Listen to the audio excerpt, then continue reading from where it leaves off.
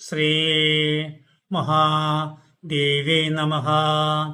ദേവീ ഭാഗവതം സത്യവ്രതൻ അഥവാ ത്രിശങ്കു ഭാഗം 3 ഇപ്പോൾ പ്രതിപാദിക്കുന്നത്.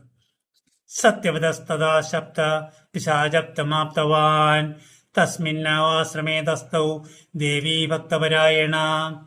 പിശാചത്വം ബാധിച്ച ത്രിശങ്കു ദേവിവാസനയിൽ മുഴുകി. നിരാശനായ ത്രിശങ്കു ഒരു വലിയ ചിതയുണ്ടാക്കി. അതിൽ ജീവനൊടുക്കുവാൻ തീരുമാനിച്ചു. ചണ്ഡികയെ സ്മരിച്ചു. സ്മൃത്വാൻ ദേവി മഹാമായ ചിതാം പ്രജ്വലിതാംബുര ജ്ഞാത്വാ ഭഗവതി തം തു മർത്തുകാമം മഹീപതിം ആജകാമ തദാകാശം പ്രത്യക്ഷം തസ്യ ജാഗ്രത.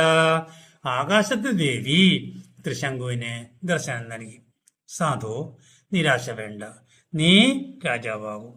മഹാദേവി പറഞ്ഞതുപോലെ കീറത്തുണി ചുറ്റിയ ക്ഷീണിതനും ജടാധാരിയുമായ ത്രിശങ്കുവിനെ കൊട്ടാരത്തിലേക്ക് കൂട്ടിക്കൊണ്ടുപോകുവാൻ മന്ത്രിമാർ എത്തി. ത്രിശങ്കുവിനെ രാജാവായി അഭിഷേകം ചെയ്യപ്പെട്ടു. ഉടലോടെ സ്വർഗലോകപ്രാപ്തി ത്രിശങ്കു ആഗ്രഹിച്ചു. കാലം കടന്നുപോകെ വിശ്വാമിത്രൻ മഹർഷിയായി ബ്രഹ്മർഷിയായി. വിശ്വാമിത്രൻ ത്രിശങ്കുവിന് പ്രത്യുപകാരം ചെയ്യുവാൻ ആഗ്രഹിച്ചു. വിശ്വാമിത്ര മഹർഷി ഗായത്രിയ പുണ്യം ത്രിശങ്കുവിന് നൽകി ഉടലോടെ സ്വർഗത്തിലേക്ക് അയച്ചു.